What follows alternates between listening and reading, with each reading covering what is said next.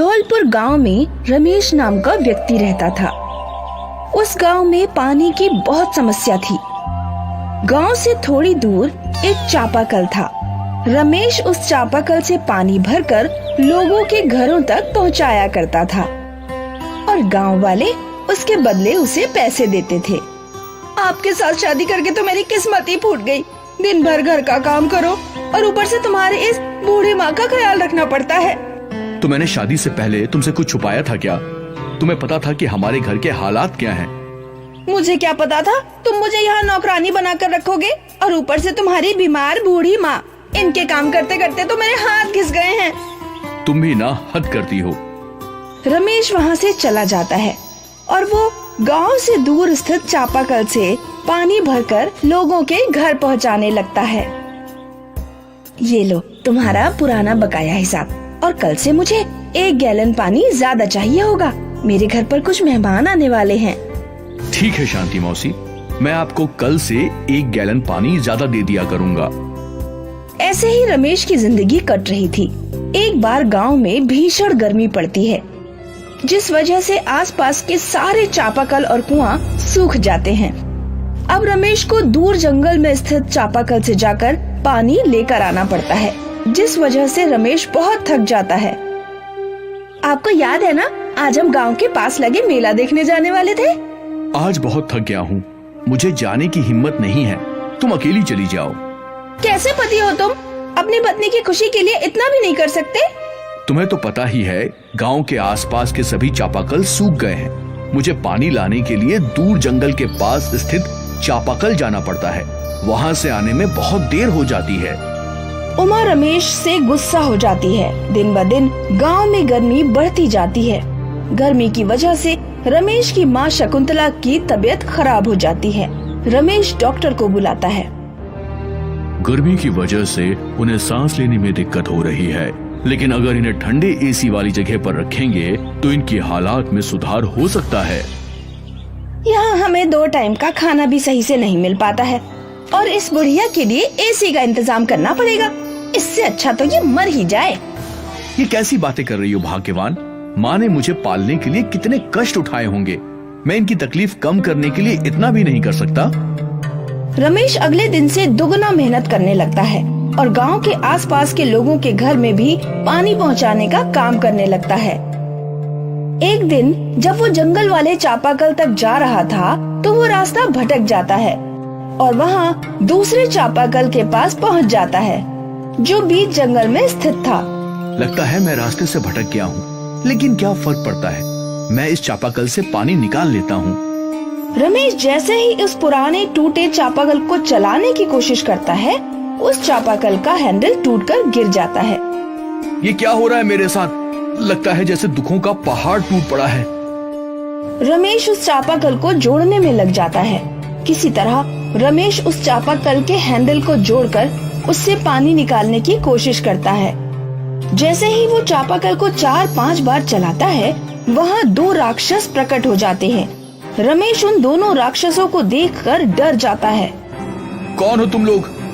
मैं गलती से भटक कर आ गया हूँ। मुझे माफ कर दो, मैं यहाँ से चला जाता हूँ। रुको, हम तुम्हें नुकसान नहीं पहुँचाएंगे। हम कई सालों से चापाकल में कैद थे। 8 वर्षों बाद तुमने हमें इससे आजाद करवाया है। हम तुम्हें इनाम में इस चापाकल को भेंट करते हैं। लेकिन ये चापाकल तो टूटी हुई है और इसमें पानी भी नहीं आता। मैं इस चापाकल का क्या करूँगा? राक्षस चुटकी बजाता है और वो चापाकल सोने का बन जाता है। रमेश को ये देखकर अपनी आंखों पर विश्वास ही नहीं होता। ये जादुई चापाकल है। तुम इस जादुई चापाकल से जो भी मांगोगे, पलक झपकते ही वो तुम्हारे सामने होगा। इतना कहकर दोनों राक्षस वहाँ से गायब हो जाते हैं। मैं सबसे पहले इस चापाकल से एसी मांगता हूँ। रमेश उस चापाकल से एसी मांगता है और पलक झपकते ही वहाँ पर एसी आ जाता है। रमेश उस एसी को लेकर खुशी खुशी अपने घर चला जाता है।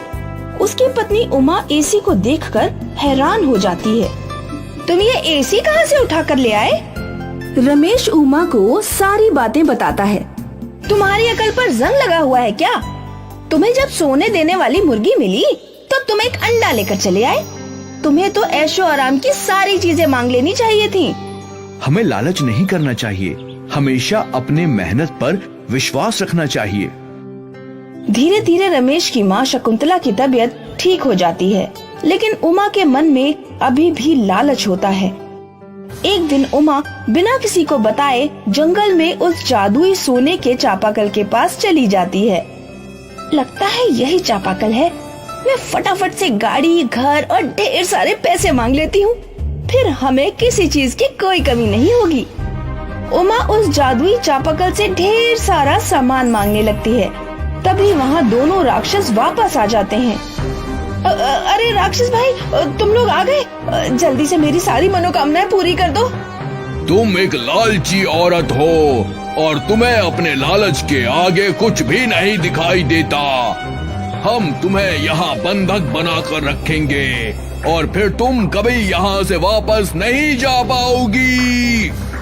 है, मुझे माफ कर दो, मैं ऐसा फिर कभी नहीं करूँगी।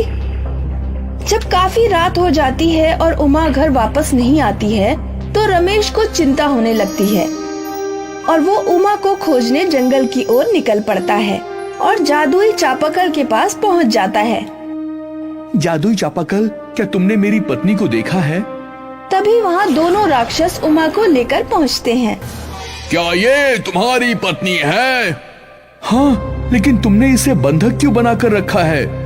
ये बहुत ही लालची औरत है और ये जादुई चापाकल का गलत इस्तेमाल करने वाली थी, इसलिए हमने इसे बंधक बना लिया। इसे माफ कर दो, मैं तुमसे वादा करता हूँ आज के बाद ये ऐसा कभी नहीं करेगी।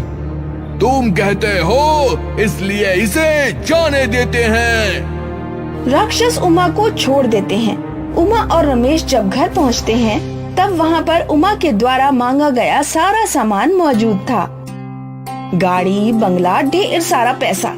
उमा और रमेश ये देखकर बहुत खुश होते हैं और अपनी आगे की जिंदगी खुशी खुशी बिताने लगते हैं। दोनों राक्षसों ने हमारी सारी मनोकामना पूरी कर दी। आज मैं बहुत खुश हूँ।